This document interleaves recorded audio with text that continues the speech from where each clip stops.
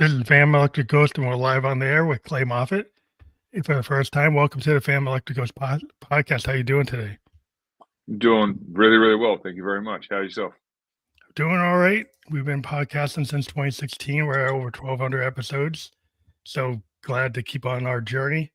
And we're going to talk to you. You're an ex-Navy weapons tech turned behavioral coach and author of The Trust Trap. And we do have your URL for trusttrapbook.com there. But welcome to the show.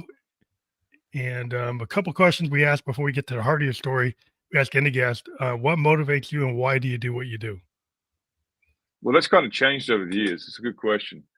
What motivated me many moons ago, what actually kind of started the whole journey, was not an act of altruism. It was an act of pure selfishness. It's a really weird thing how it morphed from where it was to where it is now. I wanted to learn how to manipulate people to do what they said they were going to do and to get me what I wanted. That was legitimately why I got started down this entire path. And then along the way, realized that, maybe if you stop being such I won't go into the details of how of a horrible person I was, but if I was less of that and more of just a person that wanted better results for other people and looked out for other people, then maybe people would probably start doing things. And if I was someone that paid more attention to what's going on instead of daydreaming about things, then maybe I get more of the things. So I started because I wanted to get things for myself. I do it now because it just feels really, really, really good to help people get to next levels, to help people fall back. I'll go out on a limb and say fall back in love with themselves. And I say that from a point of view of when I say that, I mean, they learn to be able to trust themselves again. And I think if you can really trust yourself, you can trust your gut, you can trust your decisions, then that to me is the definition of self love. And to be able to offer that to people and give them a system as a way to bring that back, that's a pretty motivating factor to do anything, in my opinion. In my opinion. So the whole process of getting to the point where you are today, was it like an epiphany, or did it like just kind of build up over time that you needed to change everything? It was kind of an epiphany, but there was definitely a process as well. So it's a bit of both.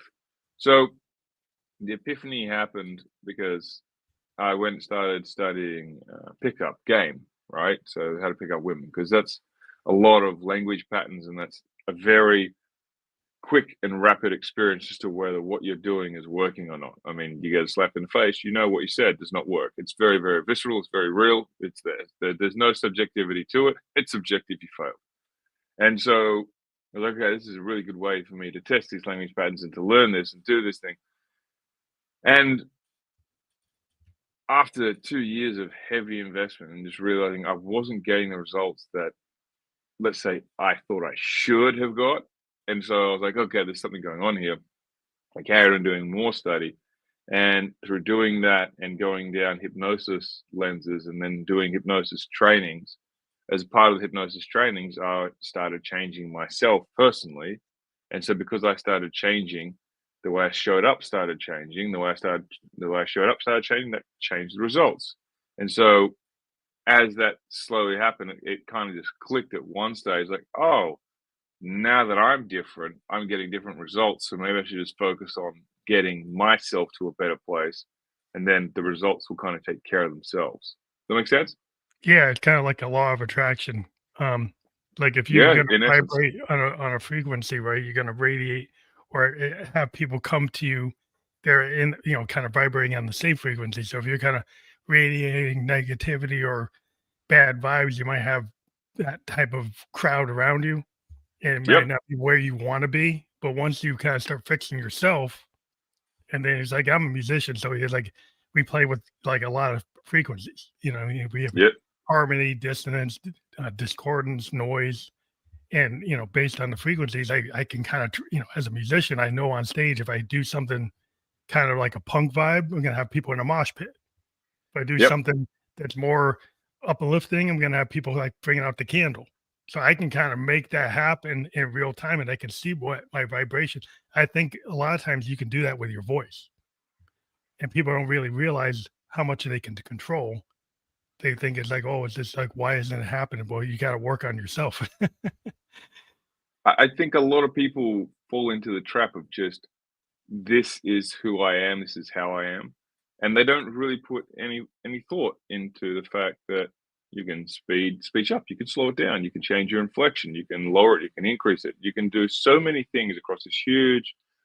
It's an instrument, right? It's literally an instrument. And I think Mhm. what you said there was perfect, because to link it back to what I was saying before about the self-love and self-trust, that is your ability to cut through the noise, the disharmony, the discordance, and to track into the signal and really focus on that signal within yourself.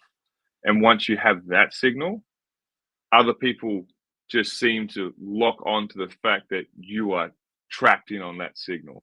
And they're like, that's where I want to be. So yeah, I think that's a very, very accurate way of putting it. It's interesting. Like, there's a neuroscience to like trust and the psychology of betrayal, and it kind of starts with trusting yourself, right? Because if you don't trust yourself, and like everything is like that's like the single focal point, like where you gotta begin your origin story. Yeah. So trusting yourself is an interesting thing. I think as a society, we've been taught to downplay a lot of things. And then if you tie that in with regards to how the brain actually functions from the neuroscience standpoint, then it becomes quite a challenge. So if you look at it from this point of view, that you take, regardless of what your religious beliefs are, if you can just peel that back for a moment and just take this view, it will help explain everything. So, for the point of argument, we evolved. As we evolved, we learned certain systems, and our brain, through that evolution, has learned to conserve energy. It does not want to spend energy. So, a lot of people say they're lazy. I'm say you're not lazy. A, you just don't have a purpose, and B, your brain, if it thinks there's not going to be a reward that's going to be relevant for it, it's not going to want to do it because it's survival. And we were not built to thrive. I don't care what anyone says. Like, we were never built to thrive. We were built to survive. We're built to procreate. Like, that is our baseline, right? And it Mhm. doesn't mean you're lazy, doesn't mean you're stupid, doesn't mean you're a moron. Like, it's none of these things. It's just like, this is how we're wired. And so, because of that simple fact, the brain wants to learn every single thing as fast as it can.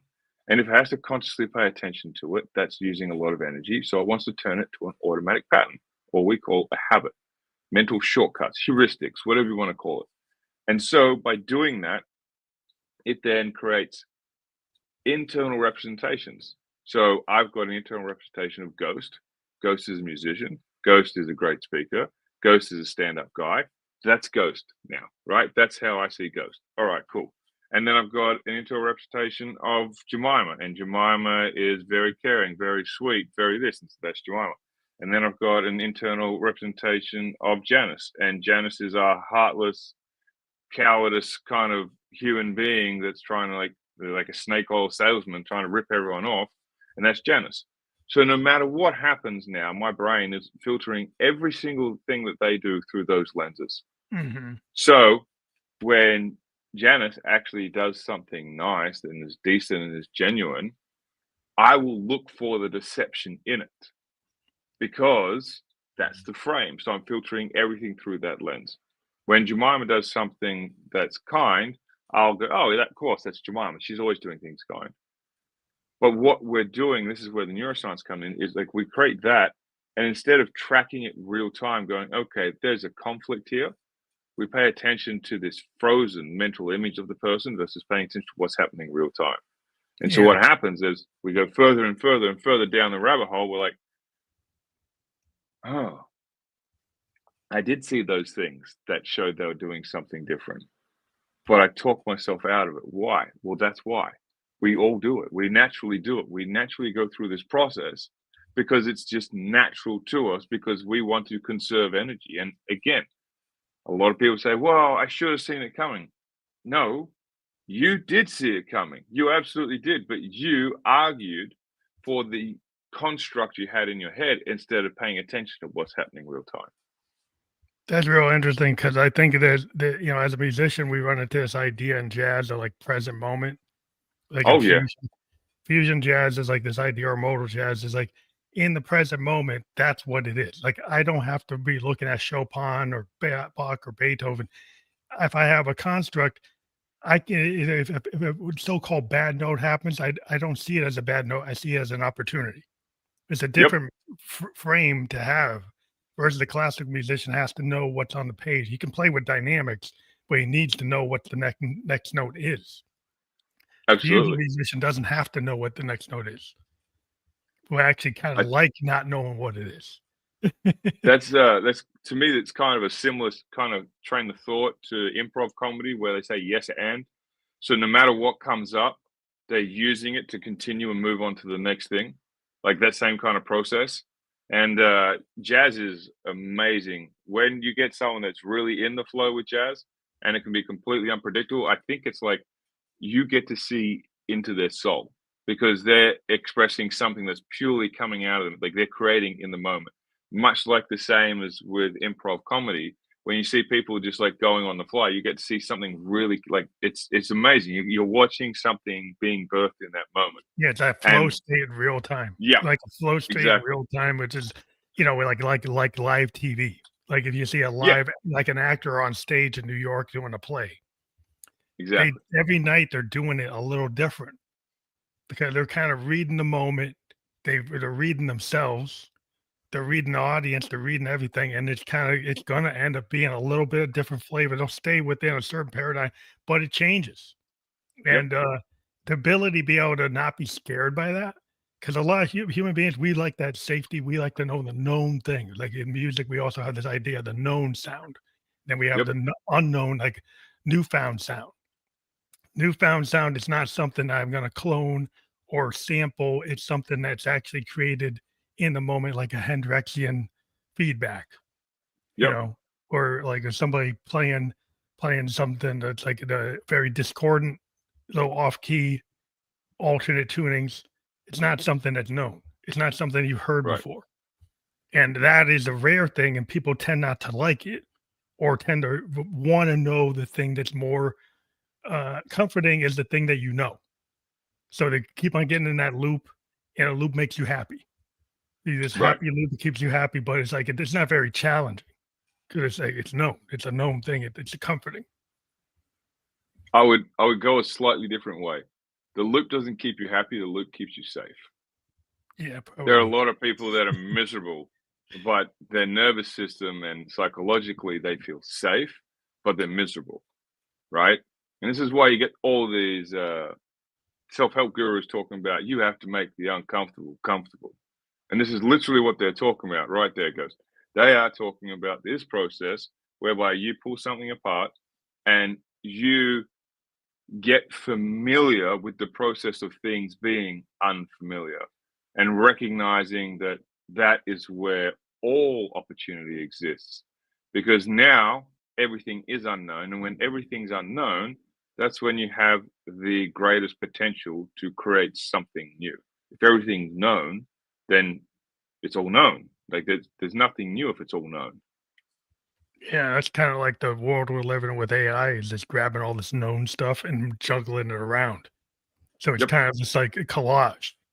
And it Yeah. seems very convincing because the collage is different, looks different, but it's really not. It's just a bunch of things thrown together that actually don't look, they look passable Right. versus like the critical thinking or the like the real flow state of a true artist. And this is why I always argue with the tech bros. They say, oh, the AI can replace a musician, they can replace an art painter, it can replace an actor. And I'm like, yeah, if you want junk food art.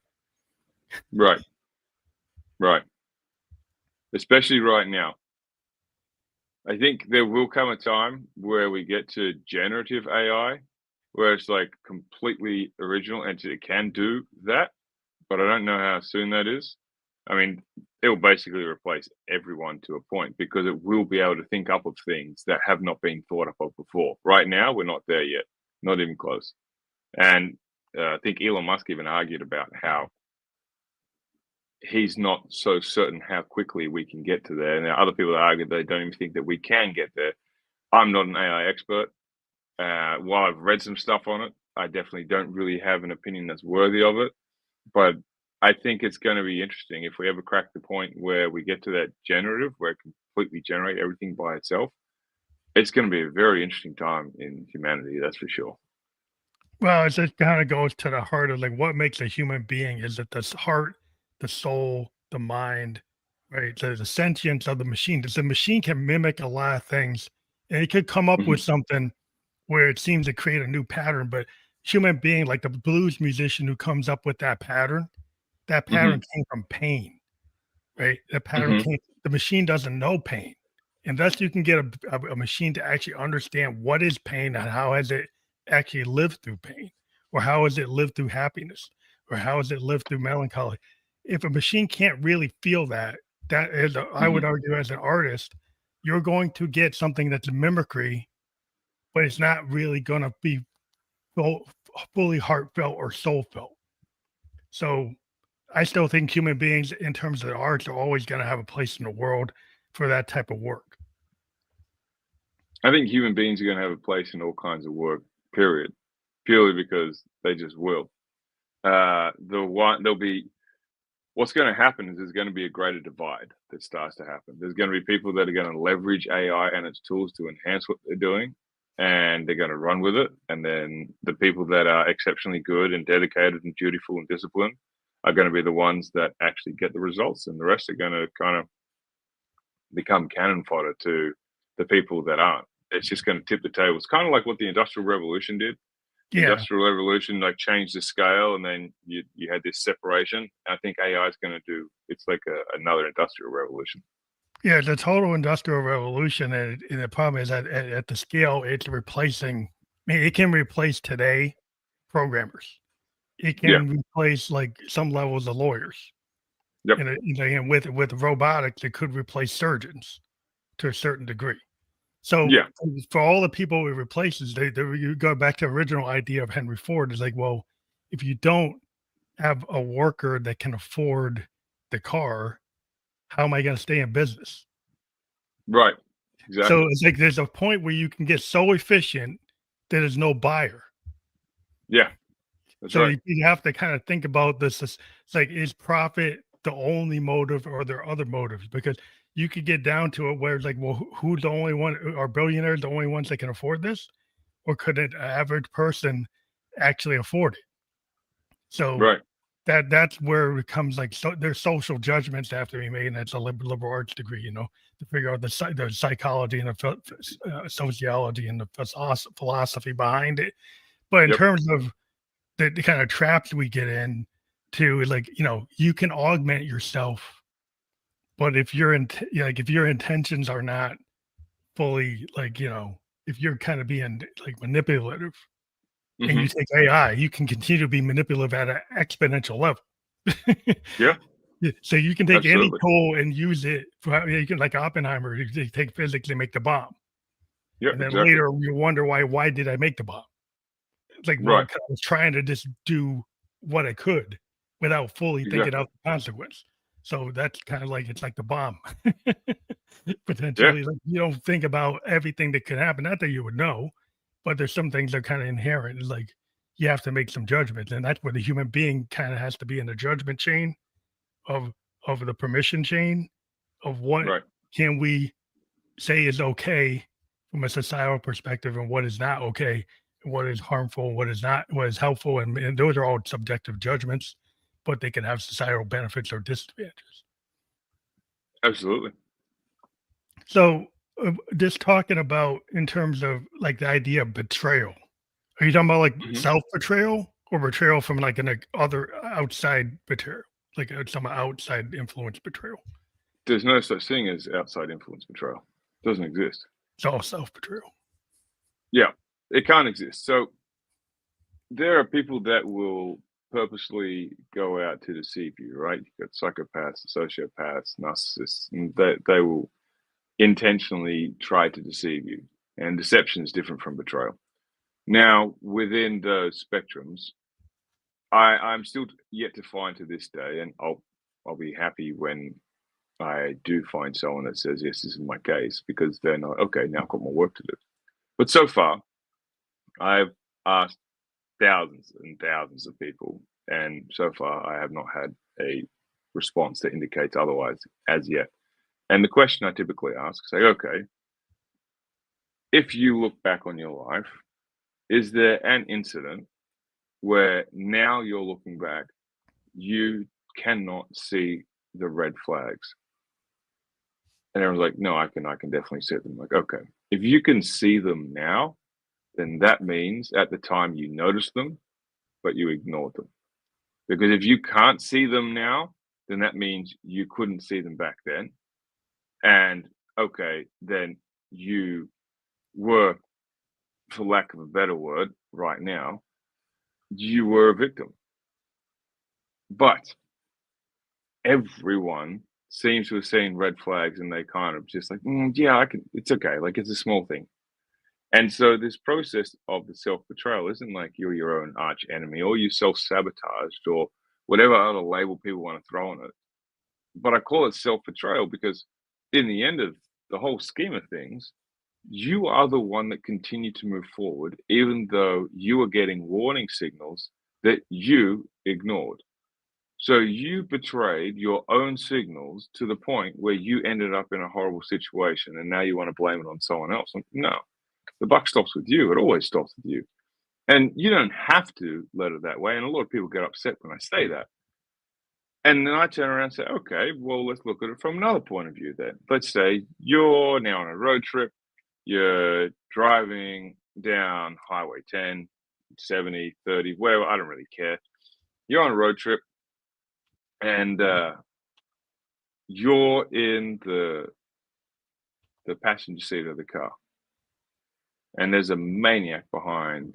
Like some guy's coming, he's throwing the driver out, and he's now driving, speeding, told you to get out of the car, he's going to shoot you or kill you or whatever. Like, do you feel like you're in control? We're like, no. Right, okay, so you're a passenger. Yeah. Okay. Now, if you put yourself in the driver's seat, are you in control? Like, yeah. Can you stop the car? Yeah. Can you get out? Yeah. Right. Well, when you put yourself in these positions and you say it was definitely somebody else, what you're saying is that person is driving the car. And for you to accept the inverse of this self-betrayal, it means you were driving the car. And that gets uncomfortable for some people. And the discomfort that it causes is also the very thing that's going to liberate them from the pain. Because if someone else is driving the car, short of you ranking and yanking on the steering wheel and causing an accident and potentially flipping the car, you really don't have much control over the situation. But the second you sit in the driver's seat, you regain control. And that responsibility, that ownership, that accountability, all of those elements are scary to a lot of people because that means what people typically do is they go, okay, now it's my fault. And they start to blame. And that blame is an issue because it's not about whose fault it is. It's about how responsible are you for what happened and how responsible are you for the change in direction that you say you want, yet you're not envisioning, you're not creating, you're not executing, you're not implementing, whatever word you want to use. And so it scares a lot of people. But when you get a taste of what that can do for you, that sense of freedom that it brings, that's when the snowball starts turning in the other direction, moving towards you now taking more responsibility, more ownership, more accountability. And then, strangely as it happens, your life does start to get better. Yeah, it's interesting because a lot of people look at, if you look at like things from like a microcosm, macrocosm point of view, from like a sociological standpoint. So if you're in like a family structure and you've been given like a truth that's really a belief, Yep. right? And then you hold everything on that, and so basically that truth could actually say, "Well, I'm not good enough," but you actually believe it. Right? Yep. But it's not, it's really a belief, it's not a truth. And you're kind of locked into it. And then you actually go out into the world and from the microcosm into the macrocosm, and that goes both ways.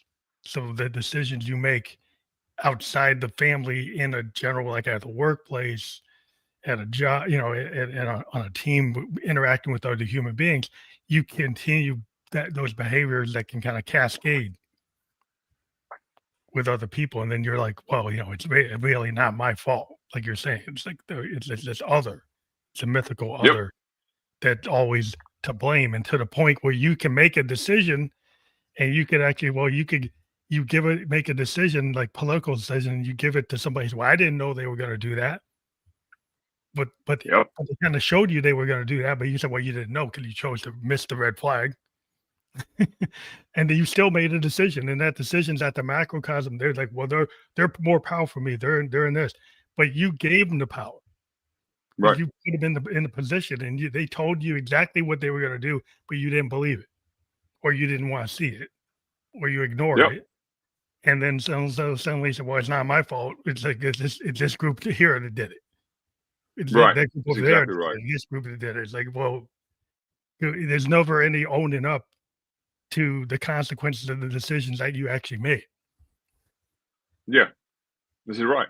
Because it's easier that way.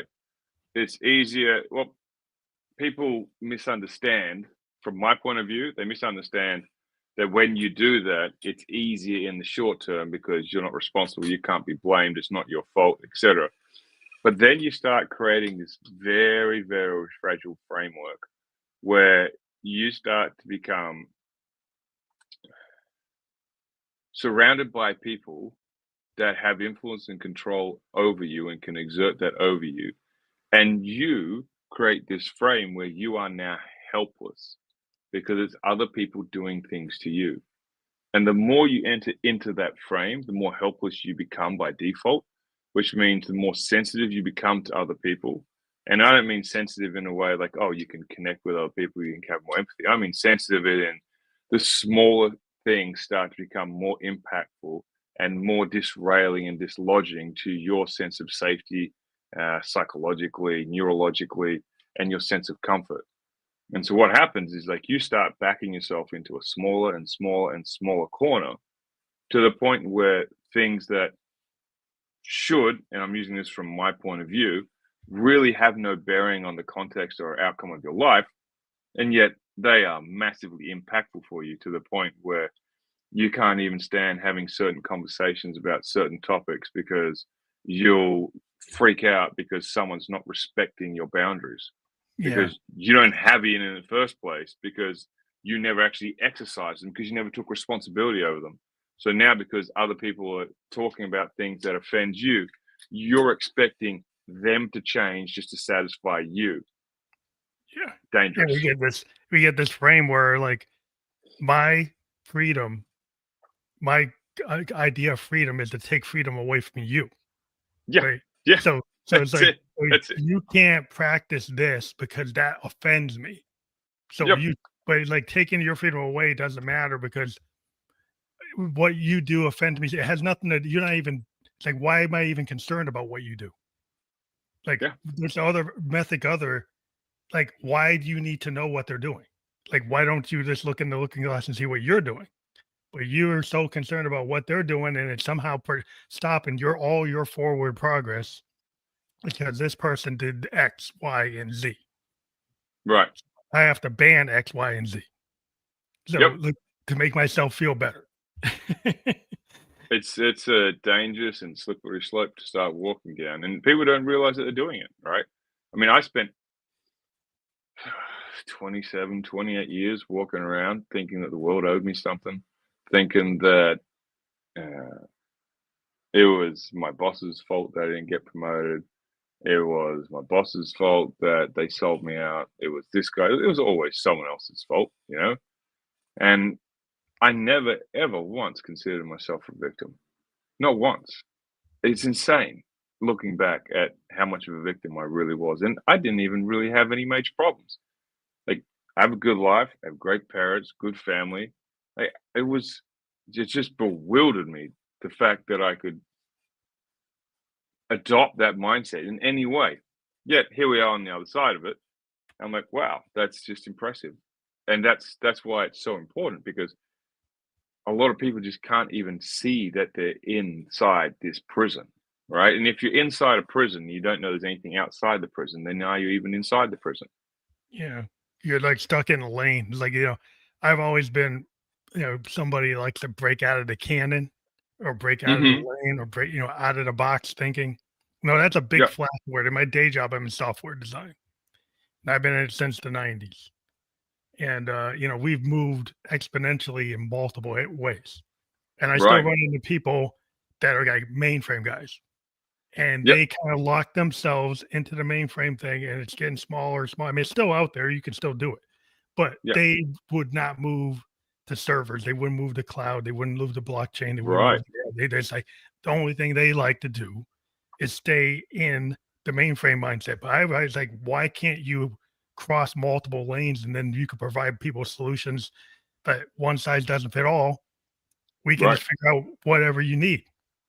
Right, and we'll Exactly. ramp up to that. Maybe a little piece of this, maybe a piece of that, little pieces of everything. And whoever wants to be into specialization, I understand it's important, but I find if you go cross lanes, out of the box thinking is more expansive and there's more opportunity. Absolutely. Especially with what you're talking about. And you can be a specialist. So to talk about the trajectory that you're talking about, mainframes were all the rage back in the 90s, right? That was the thing. That was the pinnacle of technology. Then servers started coming online. And then you started moving into cloud. And now it's like there's still a lot of cloud stuff there. And now it's also cloud and blockchain. And so that's an evolution of technology. That's an evolution. That's like language has evolved. It's like the way that we speak has evolved. Everything is starting to evolve. And I see that as a huge limitation. Like, okay, great. You're an expert. You're a specialist on mainframe. That's awesome. And are you paying attention? See, there is nothing new under the sun, Ghost. And that is perfect and on the spot. They are stuck and they've got this frame inside their head. Okay, computers and programming and developing means mainframes. And they're not tracking what's happening in real time that it's evolving. Just like people, as they evolve, they've got this person that's stuck there 4 or 5 years ago. Like, okay, that's Ghost. I've known Ghost for 10 years. He hasn't changed, but you have changed. It's the exact same process. They're not tracking what's happening in real time, and so they can be the best specialist at a mainframe. But if a mainframe's obsolete, then they're an obsolete specialist.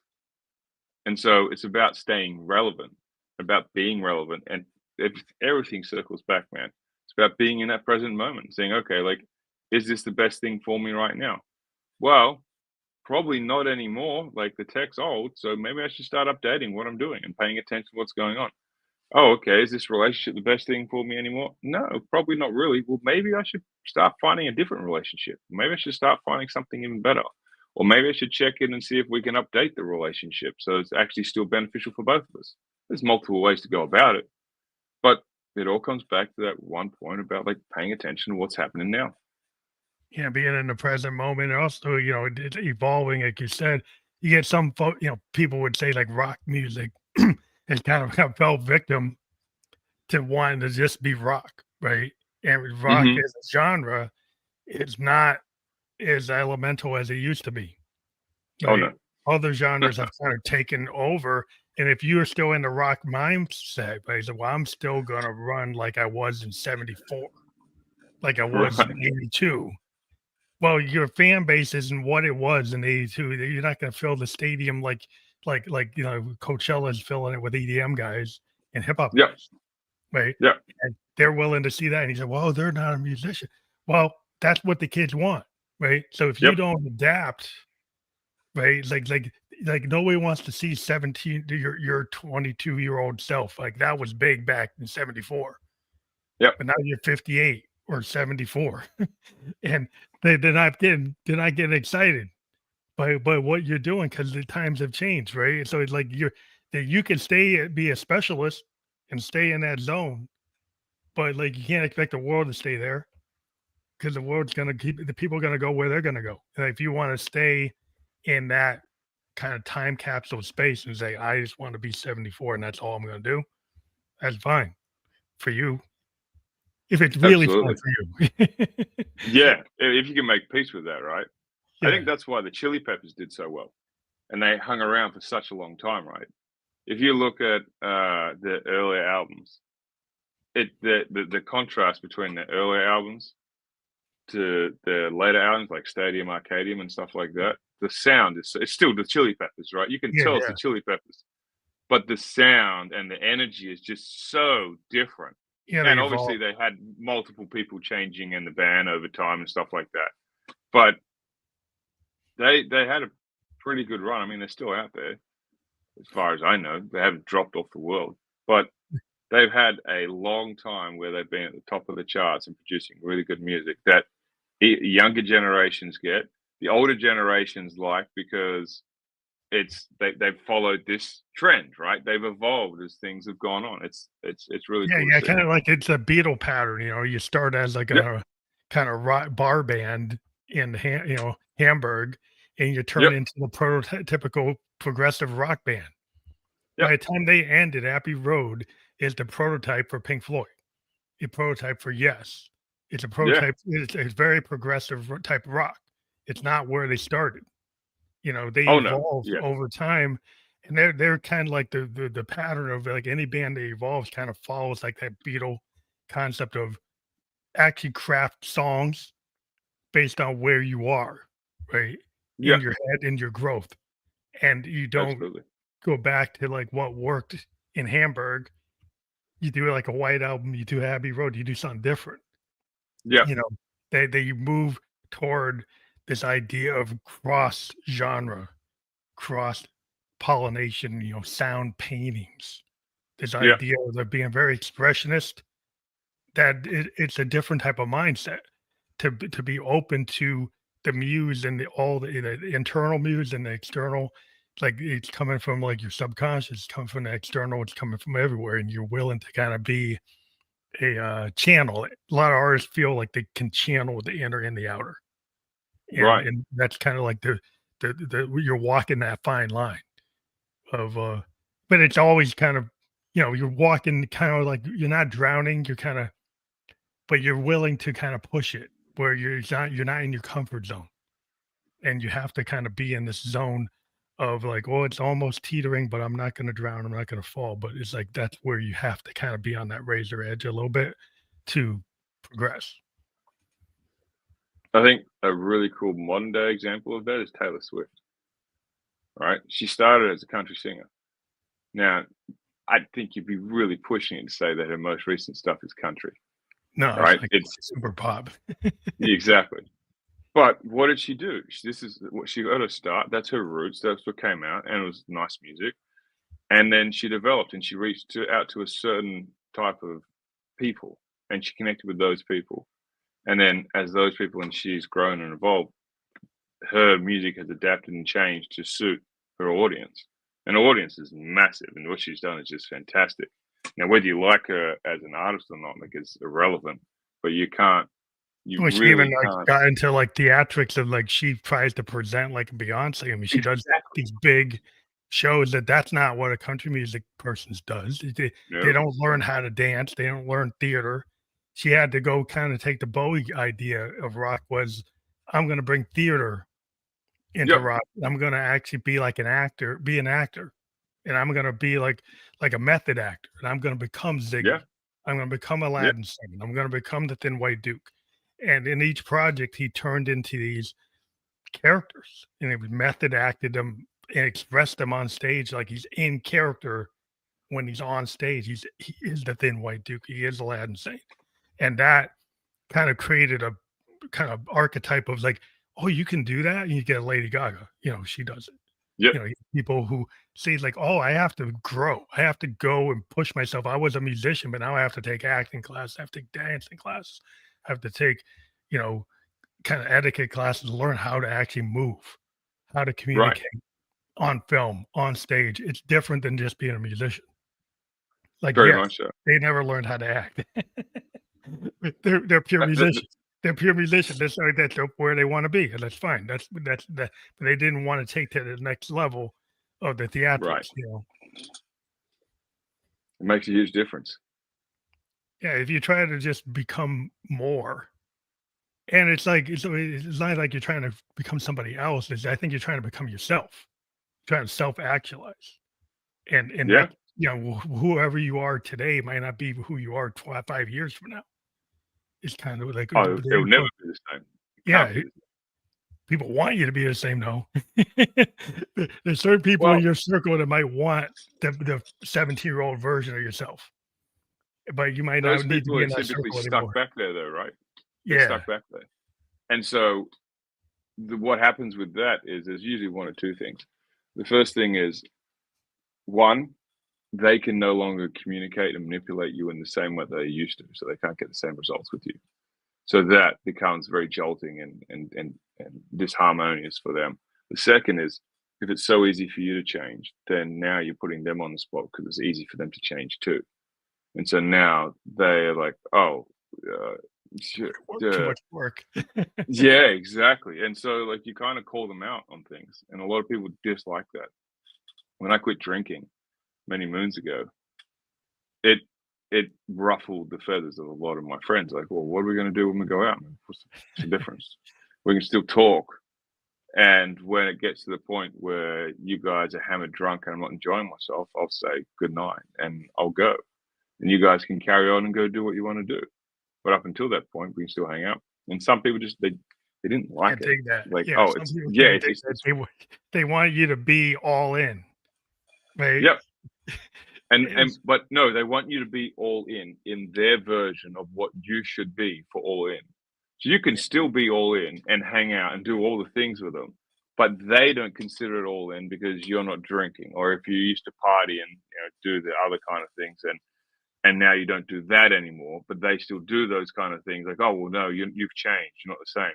mhm. And I kind of always laugh when anyone says that. I'm like, dude, like the only thing that is given in this world is change. Yeah. That's the only constant is change. Like you, everything is changing by every second of every day. So That's so interesting because people are trying to predict, you know, stability, like in economics, like business planning. I run into these business planners. mhm. They want things to be stable in a Yep, world. And like, really? Like, have you not looked at the world? It's like you want things to be so predictable so you can do your quarter planning, your half year planning, your 1 year plan, your 2 year plan. Well, you can kind of spitball it and try to take as much as you know, right, but there's a variability to it, and you're never going to know everything. And then they're like, oh, it's like, well, we don't have any sense of stability. And then we have a lot of people today that are disruptors. right. There's a lot of people, like especially the billionaire kind of tech bro class, their whole mindset is disruption, Oh right? yeah, So if you're looking for predictability, as you've got these guys is like, well, you're gonna run into a wall. and many of them. Yeah, you got these old traditional kind of structures like in finance on Wall Street. They're looking for like, I'm looking for this to be predictable, and suddenly something throws it out, and the market just drops. Yep, But then the next day it goes right back up. It's like, oh, because like now you're okay. yeah. Because you've learned, okay, the change is fine. The change isn't actually going to end the world, so we can continue on business as usual. But I think people are looking for that safety, right? Because like it's kind of like the wolf or at the door. We got all these virtual wolves at the door that trigger our hmm cortisol. Where we had the physical wolf like 4,000 years ago. Yeah, you're getting chased around. You got to find a way to keep that wolf from getting you. Now the wolf might be like a trigger that you got cut off driving your Ford one F-150, hmm and now you're pissed, right? And you're getting triggered into some behavior like your road rage, you know, or a virtual road rage because somebody says a word at the office that triggers Right. you just like the cutoff. And then suddenly you're off. You're like, what? Where'd that come from? The issue with that is there's a lot of people that think that, okay, I'm triggered, so you need to do something about it. No, you're triggered, so you need to do something about it. Like you being triggered says that there's a lack of harmony in your system. It also says there's something that is external that is hijacking your internal response. And if it's hijacking, so especially when someone says the word triggered, right?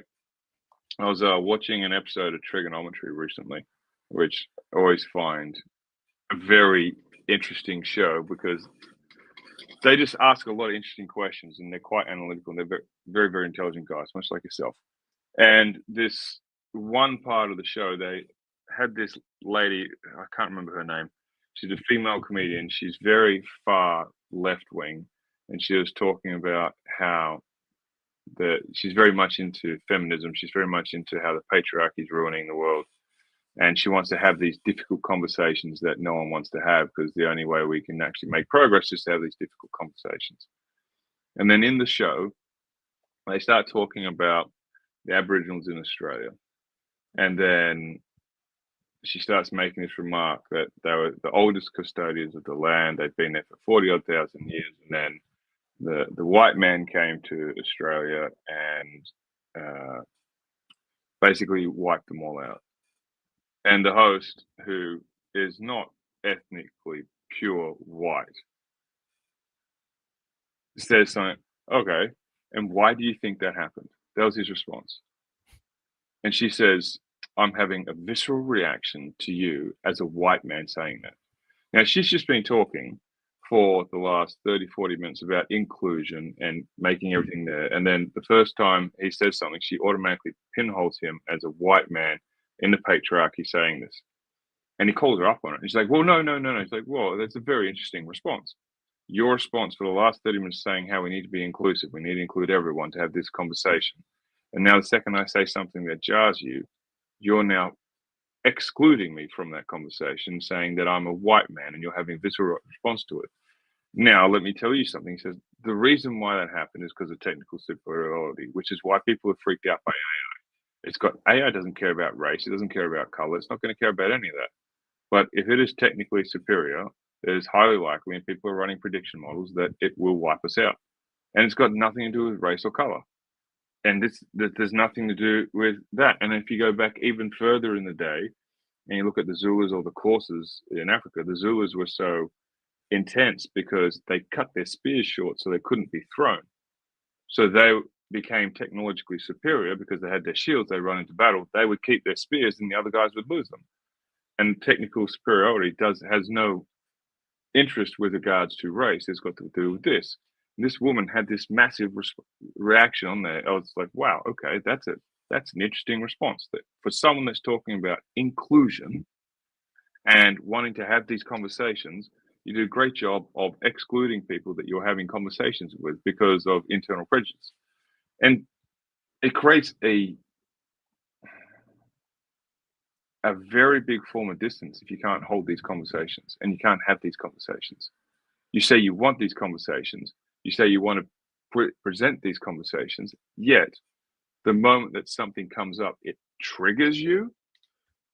Well, you've just shown that you're actually not capable of having those conversations because you're allowing something external to have such a dramatic effect on you internally that you lose control. You can't have conversations like that if you're going to lose control and feel like you're losing control. And that's what triggering means. If I hear someone say that triggered me, what it's telling me is that they have lost control in that moment.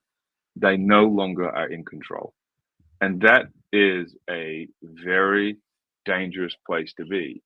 The more easily someone's triggered, that means the more easily they lose control. And the more easily they lose control, it's highly likely that they are less happy, more anxious, more stressed. They feel threatened by more and more things because of the emotional refractory period. Once you get triggered by something, it's much more likely that you're going to get triggered by something that is irrelevant or erroneous later. For example, you walk into your kitchen and you have an argument with your wife, partner, whatever you want to call it. I'm going to say wife because that's my reality, right? And you have a conversation. The conversation takes a detour, ends up being quite negative, for lack of a better word. She gets annoyed at you. You get annoyed at her. She walks out of the kitchen. She comes back in 5 minutes later, and you put the dishes into the sink. Nothing breaks, nothing hurts, but it makes a loud noise. And then, boom, she flips and yells at you. It's got absolutely nothing to do with the conversation that happened 10 minutes ago. But what has happened is she is now in this refractory period, which is cycling over.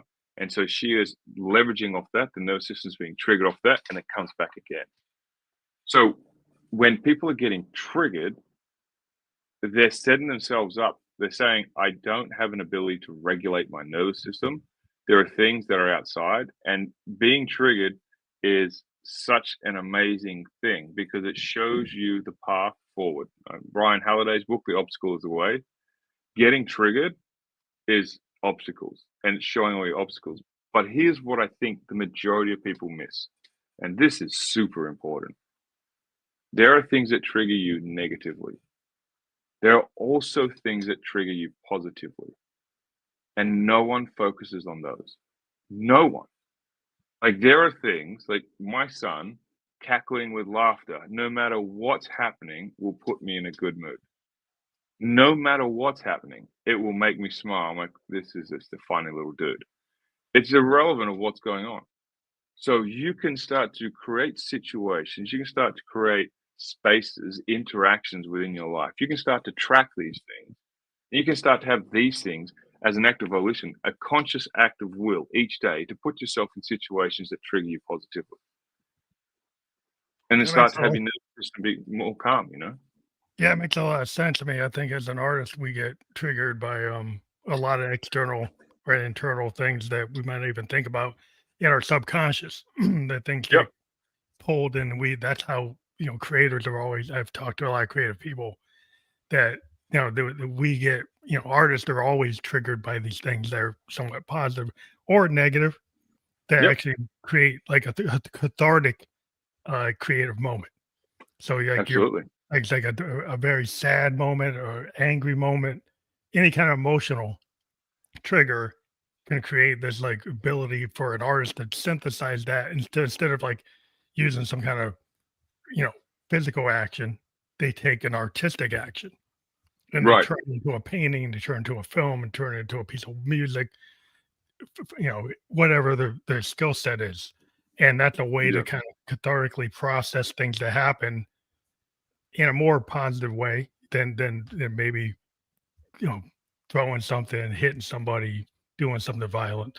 It's Right. it's it's a way to process. That's why you have to talk about art therapists who try to channel that kind of Yep. frustration into that type of energy. But we kind of hit the timeout for my show today because we're at the edge of our You're good. discussion. But we have trusttrapbook.com. So if people click on that, what do they find there?